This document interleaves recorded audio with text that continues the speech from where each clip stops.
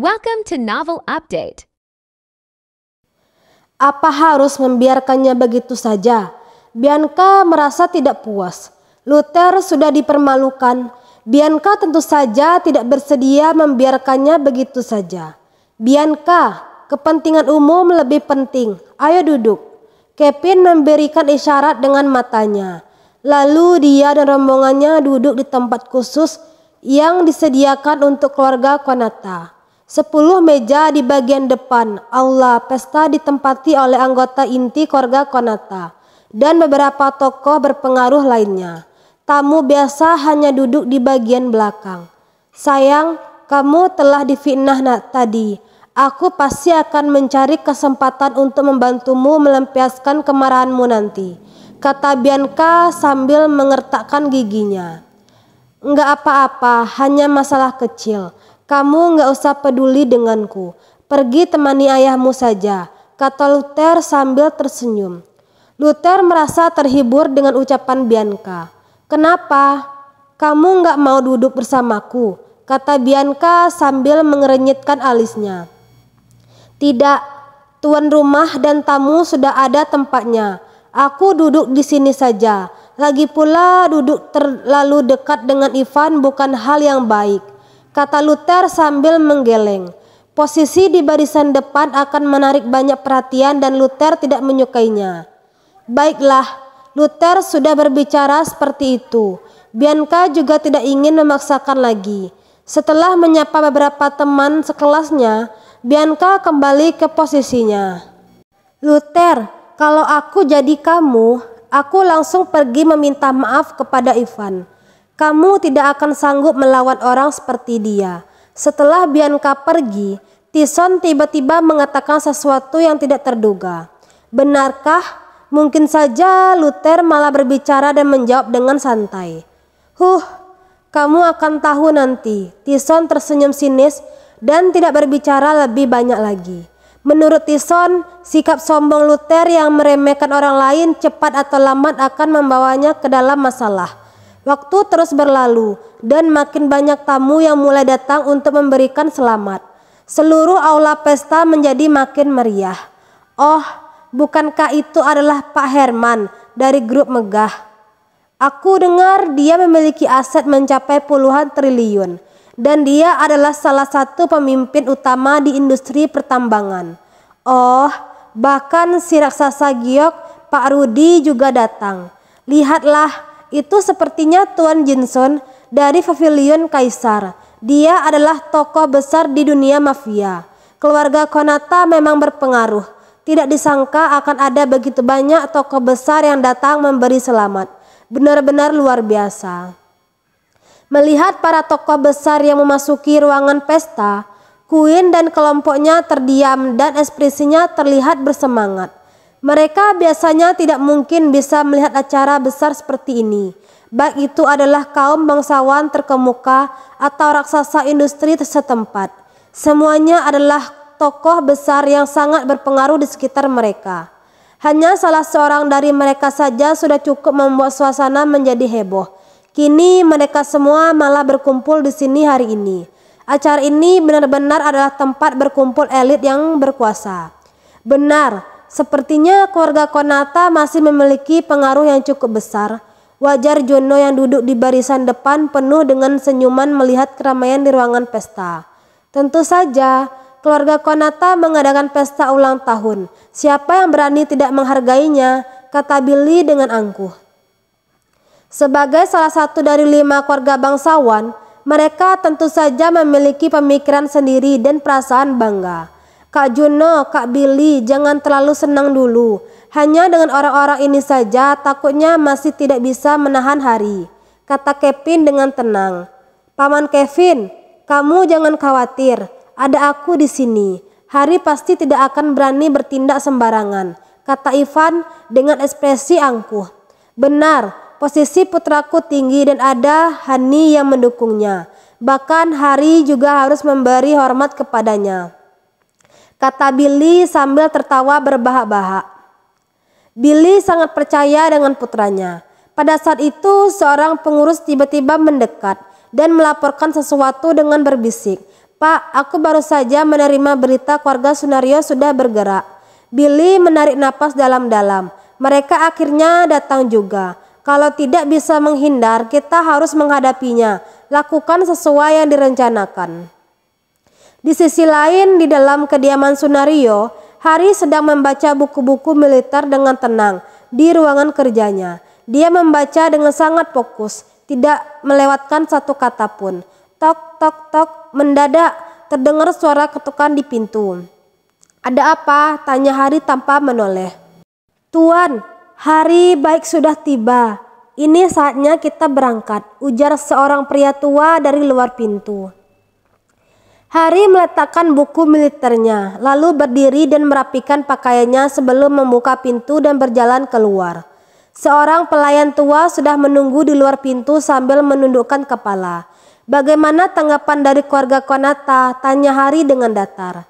Keluarga Konata tidak mempersiapkan acara penjemputan pengantin, tapi malah mengadakan pesta ulang tahun. Lapor pelayan tua itu dengan kepala tertunduk. Pesta ulang tahun? Hari mengulas senyum dan berkata, mereka mencoba mengintimidasiku. Menarik. Tuan, haruskah kita menjemput pengantin di lain hari? Tanya pelayan tua itu ragu-ragu. Hari berkata dengan nada datar, ini hari pernikahanku. Aku nggak akan mengubah jadwalnya. Selain itu, siapkan sebuah peti mati. Kirimkan langsung ke kediaman Konata. Peti mati? Pelayan tua itu berkata dengan sedikit syok.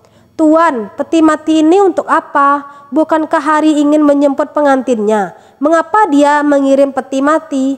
Aku akan membawa pelangking dan peti mati ke sana. Kalau keluarga Konata menyetujui pernikahan, aku akan menggunakan pelangkin untuk menjemput pengantin. Kalau mereka menolak, aku akan membuat mereka berbaring di peti mati ini. Jawab Hari dengan cuek. Mendengar ini, pelayan tua itu bergidik. Dia tahu bahwa Hari selalu menepati kata-katanya. Jika keluarga Konata benar-benar menolak, mereka akan jatuh dalam bencana. Kenapa kamu masih diam saja? Cepat lakukan, ujar Hari sambil melirik pelayan tua itu. Baik, sahut si pelayan tua. Dia buru-buru pergi melaksanakan perintah sang majikan. Kalian ingin bermain denganku. Aku mau lihat apa kalian mampu menghentikan ribuan pasukanku, kata Hari sambil tersenyum dingin. Dia tidak mempermasalahkan trik yang digunakan keluarga Konata ini, sebab saat menghadapi kekuatan absolut, trik apapun tidak akan berguna. Saat ini kediaman Konata masih sangat ramai. Tempat ini dipenuhi dengan tamu terhormat dan sosok-sosok berpengaruh. Orang-orang kaya dan berkuasa saling bersulang dan mengobrol dengan gembira. Sementara itu, Luther duduk dengan tenang di sudut ruangan, seolah-olah dia adalah orang luar. Sebaliknya, Tyson dan teman-temannya yang duduk di meja sebelah terus menyapa orang-orang. Loh, Pak Jared, senang bertemu denganmu. Oh, Pak Fandi juga ada di sini. Ayahku sering membicarakan tentangmu. Hahaha, Tuan Bobby. Nggak menyangka kita akan bertemu di sini. Kita benar-benar berjodoh. Kalau ada waktu, ayo kita makan malam. Tyson berdiri dan mengobrol bersama para tamu, memamerkan koneksinya yang luas. Tyson, Pak Jared ini si tapaian perhiasan terkenal itu ya? Tanya Joel penasaran. Ya, Pak Jared punya aset puluhan triliun dan memonopoli setengah dari bisnis perhiasan ibu kota provinsi. Dia sosok berpengaruh dalam dunia bisnis, jawab Tyson sambil tersenyum. Buset, Kak Tyson, kamu hebat sekali bisa mengenal orang sepenting itu, ujar Queen dengan iri sekaligus kagum. Triliuner, bukankah sosok yang bisa ditemui setiap hari? Hehehe, bukan cuma Pak Jared, Pak Fandi juga bukan orang biasa. Dia menguasai banyak sumber daya mineral. Dia juga orang yang sangat kaya. Ngomong-ngomong, Tuan Bobby tadi itu putra keluarga kaya. Masa depannya cerah dan kekuasaannya sangat besar. Tambah Tyson memperkenalkan para koneksinya dengan wajah bangga. Tyson, gak menyangka koneksimu seluas ini. Aku kagum, ucap Joel sambil mengucupkan jempol.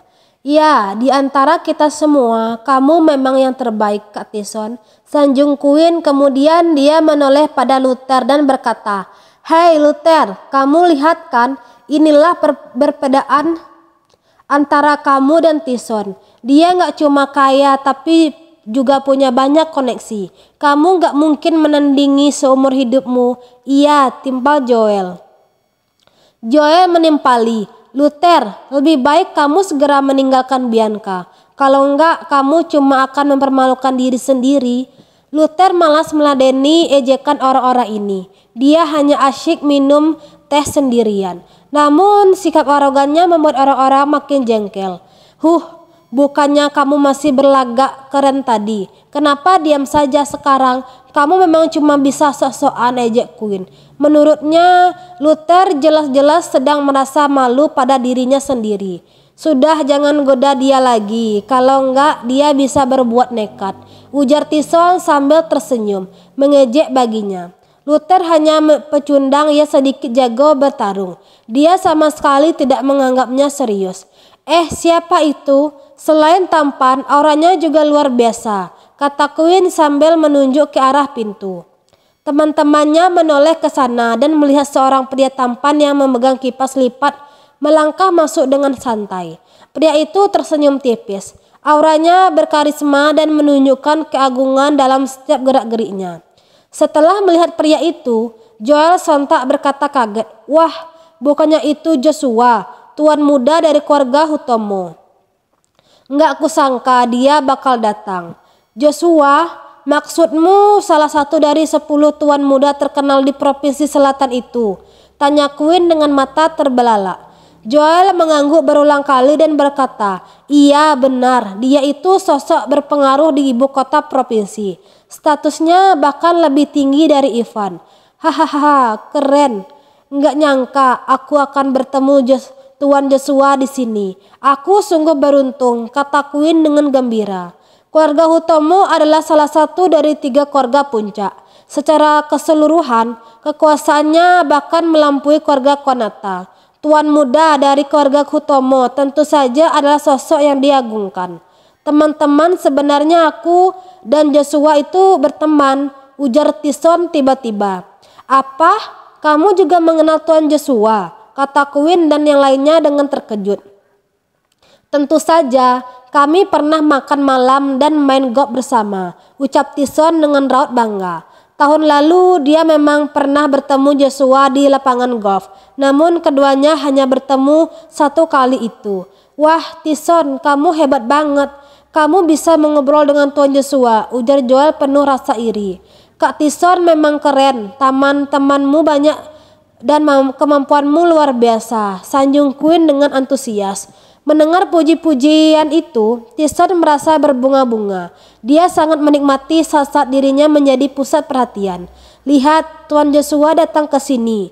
Queen menunjuk Joshua sambil berkata dengan gembira, "Kak Tyson, dia mau menemuimu." Di antara kita cuma Tyson yang mengenal Tuan Joshua. Kalau bukan Tyson, siapa lagi yang dia cari? Cepat, kita siap-siap menyambut Tuan Joshua, ujar Joel antusias. "Dia beneran berjalan ke sini," kata Tyson sedikit terkejut. Meski Tyson dan Joshua pernah bertemu satu sama lain, mereka sama sekali tidak bisa dibilang akrab. Mungkinkah kesan akan Tyson makin segar dalam ingatan Joshua sehingga pria itu berniat berteman dengannya? Berpikir begitu, Tyson seketika gembira. Dia segera merapikan dasinya, lalu menyapa Joshua dengan ekspresi menyanjung. "Tuan Joshua, sudah lama nggak bertemu," sapa Tyson sambil mengeluarkan tangannya dan tersenyum. Joshua mengangkat alisnya dan bertanya, "Siapa kamu?" Satu kalimat dari Joshua membuat Tyson tertegun dan senyumannya membeku. Queen dan yang lainnya juga terlihat kaget dan bingung.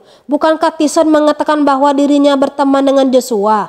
Apa yang terjadi sekarang? Sebelum orang-orang ini sempat bereaksi, Joshua sudah berjalan melewati mereka, tidak tertarik untuk berbasa-basi. Kemudian di bawah tatapan kaget dan bingung orang-orang itu, Joshua melangkah sampai ke depan Luther. Dia menangkupkan tinjunya dan berkata sambil tersenyum, "Kak Luther, kita bertemu lagi. Aku benar-benar minta maaf soal kejadian tempo hari. Kuharap Kak Luther bisa berlapang dada." "Hah?" Tyson dan yang lainnya tertegun melihat Joshua bersikap sangat sopan pada Luther.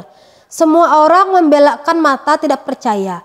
Mengapa tuan muda terhormat dari keluarga Hutomo, salah satu dari 10 tuan muda terkenal di Provinsi Selatan, Joshua, yang dikenal sebagai sosok berkuasa, menyapa si pecundang dengan begitu ramah?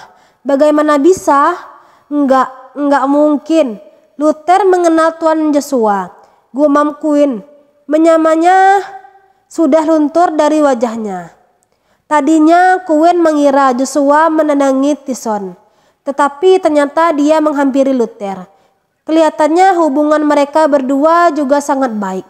Hebat juga bocah ini bisa menjilat tuan Joshua, ujar Joel, terkejut sekaligus juga iri. Seorang pecundang seperti Luther sama sekali tidak pantas mengobrol dengan orang sekelas Joshua. Kenapa bisa seperti itu? Gumam Tyson dengan ekspresi heran. Tidak masalah jika dia hanya diabaikan oleh Joshua, tetapi dia tidak bisa menerima fakta bahwa seseorang yang ingin dia jilat bersikap begitu sopan pada Luther. Bukankah Luther cuma seorang dokter abal-abal? Dari mana pria itu mengenal orang sehebat Joshua? Sepertinya pacar Bianca bukan orang biasa, gumam Aquaria pada dirinya sendiri. Rasa penasaran muncul di matanya yang indah. Tuan Joshua, biarkan saja yang sudah berlalu. Lagian masalah itu nggak ada hubungannya denganmu, kata Luther dengan tenang. Setelah Harsa dipukuli, keluarga Hutomo sudah meminta maaf secara langsung. Selain itu, Jaden juga menanggung akibat perbuatannya. Tidak ada artinya jika mereka terus mempermasalahkannya. Terima kasih Kak Luther, kakekku juga sangat mengagumimu. Kalau ada waktu silakan bertemu ke kediaman Hutomo, undang Joshua sambil tersenyum. Oke, aku akan mengunjungi Tuan Larry kalau ada waktu luang, sahut Luther sambil mengangguk pelan. Luther juga mengagumi Larry yang merupakan mantan pemimpin dunia persilatan. Bukan hanya karena kekuatan Larry, tetapi juga karena sifat kesatria dan penilaiannya yang akurat. Kami benar-benar terhormat dengan kedatangan Tuan Joshua. Maaf nggak langsung menyambutmu saat ini. Zona tiba-tiba mendekat dan berkata sambil tersenyum. Kamu adalah tamu terhormat, jadi tentu harus duduk di kursi VIP. Mari ikuti aku. Nggak perlu, aku cukup nyaman duduk di sini, tolak Joshua sambil tersenyum. Kemudian dia pun duduk di samping Luther. Melihat ini, senyuman Zona sedikit membeku.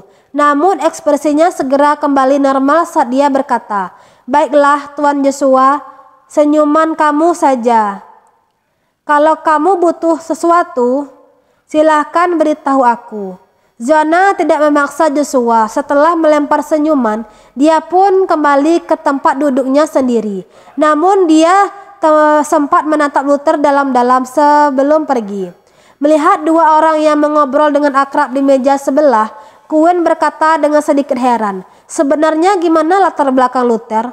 Kok dia bisa ngobrol akrab sama Tuan Joshua? Joel berkata dengan raut iri.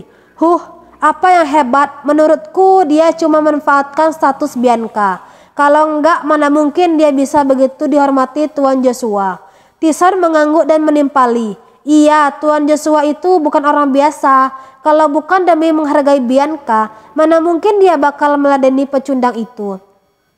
Rupanya begitu, ujar Quinn tiba-tiba mengerti. Kemudian dia melanjutkan dengan ekspresi sinis. Kupikir dia hebat, tapi rupanya dia masih mengandalkan Bianca untuk menjilat orang-orang. Pria seperti ini benar-benar rendah. Orang-orang ini terus mengejek dan mencemooh Luther. Menurut mereka, Bianca pasti mengenal Joshua dengan baik. Jadi Luther yang selalu mengandalkan Bianca pasti hanya kebagian manfaatnya. Berpikir begitu, suasana hati orang-orang itu seketika membaik. Setelah beberapa lama, pesta akhirnya dimulai. Saat semua tamu sudah duduk, Kevin yang berulang tahun perlahan berdiri sambil memegang segelas anggur. Dia berkata dengan tenang, selamat datang teman-teman sekalian. Terima kasih sudah menghadiri pesta ulang tahunku. Silahkan makan dan minum sampai puas hari ini. Kita bergembira bersama. Mari, biar aku bersulang untuk kalian semua dulu, ujar Kevin. Dia memegang gelas anggur dengan kedua tangannya sambil menatap semua orang, lalu menegak anggur itu dalam satu tegukan. Melihat ini, semua orang sontak berdiri dan mengangkat gelas mereka untuk bersulang bagi Kevin. Setelah berbasa-basi, tibalah waktunya untuk memberikan hadiah. Tuan Kevin, ini kuda emas yang kubuat dengan cermat untukmu. Aku harap kamu selalu semangat dan semua keinginanmu terkabul.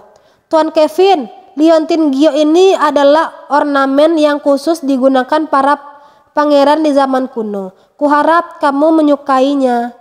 Tuan Kevin, lukisan ini adalah karya asli pelukis terkenal. Kuharap kamu selalu sehat dan gembira. Para tamu maju satu persatu untuk memberi dan membawa hadiah dan mengucapkan doa mereka. Ada banyak orang kaya dan berkuasa di tempat ini. Jadi acara pemberian hadiah diam-diam menjadi ajang perlombaan. Siapapun yang memberikan hadiah paling berharga dan langka bisa memamerkan wibawa mereka. Selain bisa pamer, orang itu juga bisa berteman dengan keluarga Konata. Jadi hampir semua orang memilih hadiah dengan hati-hati. Mereka pada dasarnya memberikan harta karun atau barang langka. Selain itu banyak juga harta yang bahkan tidak bisa dibeli dengan uang. Baik, terima kasih semuanya, ujar Kevin sambil tersenyum menerima hadiah mereka. Saat tempat itu dipenuhi dengan suasana gembira, bunyi bel keras tiba-tiba terdengar. Keluarga Sunario sudah tiba. Begitu mendengar ucapan itu, mata semua orang beralih ke pintu. Di bawah tatapan semua orang, seorang pria jangkung dan berwajah tampan masuk bersama seorang pelayan dengan kepala terangkat tinggi. Wajah pria itu sangat dingin, sorot matanya tajam dan seluruh tubuhnya memancarkan aura membunuh. Hal ini membuat orang merasa takut untuk menatapnya secara langsung. Hari? Apakah itu Hari? Astaga, aku gak menyangka keluarga Konata begitu hebat. Hari, si jenderal harimau bahkan datang untuk memberi selamat secara pribadi. Suasana langsung menjadi heboh saat semua orang melihat kedatangan Hari. Siapa di Provinsi Selatan yang tidak pernah mendengar nama Hari? Dia adalah sosok yang diakui semua orang sebagai jenius generasi ini. Sebelum mencapai usia 30, dia sudah menjadi jenderal yang membawahi sejumlah besar pasukan. Di seluruh Provinsi Selatan, hampir tidak ada seorang pun yang bisa menandingi Hari. Jenius mana pun akan terlihat biasa-biasa saja di hadapannya. Sosok seperti itu selalu dikagumi semua orang kemanapun ia pergi. Selain jenius nomor 1 di Provinsi Selatan, Hari memang layak menempati tempat pertama dari 10 tuan muda terkenal. Dia ganteng banget, ujar Queen dengan mata berbinar dan jantung berdebar kencang. Ipan dan Joshua sama sekali tidak bisa dibandingkan dengan Hari. Menurut Queen, Hari adalah sosok terbaik di antara lautan manusia. Akhirnya dia datang, guman Bianca sambil memicingkan mata indahnya. Wajah cantiknya menjadi sedikit lebih serius. Dia tahu bahwa masalah ini harus diakhiri hari ini. Hari, terima kasih sudah datang. Silakan duduk, ujar Kevin sambil berdiri untuk menyambutnya. Dia tersenyum seolah-olah tidak terjadi apa-apa. Hari berkata dengan ekspresi datar, "Nggak perlu, kedatanganku ke sini bukan untuk merayakan ulang tahunmu, tapi untuk menjemput pengantinku, Bianca." Sambil berkata begitu, Hari membuat gestur untuk mengisyaratkan pelayan. Sebuah pelangkin besar berwarna merah langsung diangkut masuk oleh 8 orang. Ada apa ini? Melihat pelangkin yang diangkut memasuki pintu, semua orang seketika saling memandang dan berbisik-bisik dengan bingung. Bukankah hari ini hari ulang tahun Kevin yang ke-50? Apa maksud Hari dengan membawa pelangkin ke sini? Apa dia sengaja membuat masalah?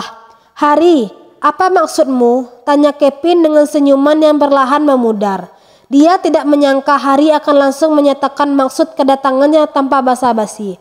Menurut perjanjian pernikahan, hari ini aku akan menikah dengan Bianca, kata Hari dengan tenang. Hah? Perjanjian pernikahan? Masa sih? Jadi Hari dan Bianca sudah bertunangan? Wajar saja sih, keduanya tampan dan cantik. Hanya saja cara Hari menjemput pengantin agak kasar. Semua orang memberikan komentar mereka. Ada yang kaget, bingung, iri dan ada pula yang penasaran. Hari menjemput pengantin pada pesta ulang tahun mertuanya. Kejadian ini pasti belum pernah terjadi sebelumnya, bukan? Hari, kita akan membahas masalah pernikahan lain waktu. Hari ini adalah hari ulang tahunku. Bisakah kamu menghargai sedikit? Ujar Kevin dengan tenang. Hari menolak dengan tegas. Nggak ada yang bisa mengubah keputusanku. Karena aku sudah datang, aku pasti akan membawa pengantinku pulang. Bianca, silakan naik ke pelangkin. Mendengar ini, suasana langsung gempar. Tidak ada yang menyangka bahwa Hari seangkuh itu tidak hanya tidak menghargai Kevin, dia juga berniat langsung membawa pergi Bianca. Mana bisa dia disebut acara penjemputan pengantin? Ini jelas-jelas nikah paksa. Kevin berkata dengan raut dingin. Hari, kamu sudah kelewatan. Pernikahan adalah permasalahan di antara kedua keluarga kita. Apa kamu nggak takut ditertawakan oleh orang kalau memaksa Bianca menikah di depan umum? Aku nggak peduli pada pendapat orang lain, nggak peduli sukarela atau dengan paksaan. Aku tetap akan menikahi Bianca hari ini, ujar Hari meninggikan suaranya. Gimana kalau putriku nggak ingin menikah denganmu? Kevin sedikit mengernyit. Nggak ingin menikah, kata Hari sambil tersenyum kecil sambil menjentikkan jarinya. Sebuah peti mati hitam besar segera dibawa masuk oleh 8 orang ke hadapan Kevin. Duk, terdengar suara teredatam saat peti mati itu diturunkan ke lantai berdampingan dengan pelangkin. Hari berdiri di tengah peti mati dan pelangkin yang perbedaan warnanya sangat mencolok sambil berkata dengan datar. Keduanya adalah hadiah dariku untuk kalian. Kalian punya 2 pilihan sekarang. Menyuruh Bianca naik ke pelangkin atau masuk ke dalam peti mati. Berani sekali kamu, nekat. Hari, jangan keterlaluan kamu. Orang-orang keluarga Konata langsung berdiri dan mengancam dengan marah. Memberikan peti mati pada hari ulang tahun seseorang adalah sebuah provokasi dan penghinaan. Buset, Hari sombong sekali, dia sudah mempermalukan keluarga Konata. Dia memang angkuh, tapi dia memang punya kekuatan untuk bersikap begitu. Sepertinya keluarga Konata dalam masalah besar hari ini. Meski banyak orang yang tidak senang dengan kelakuan Hari, tidak ada yang berani mengatakannya secara langsung, sebab mereka tidak berani menjadi musuh keluarga Sunario. Hari, apa kamu serius mau berbuat begini di depan begitu banyak tamu terhormat? Tanya Kevin sambil mengernyit. Sudah kubilang, kalian cuma punya 2 pilihan, menikah atau mati, ujar Hari sambil berdiri tegak dengan kedua tangan bersilang di balik punggungnya. Dia terlihat sangat sombong dan meremehkan semua orang. Sombong sekali kamu, teriak seseorang. Thanks for watching.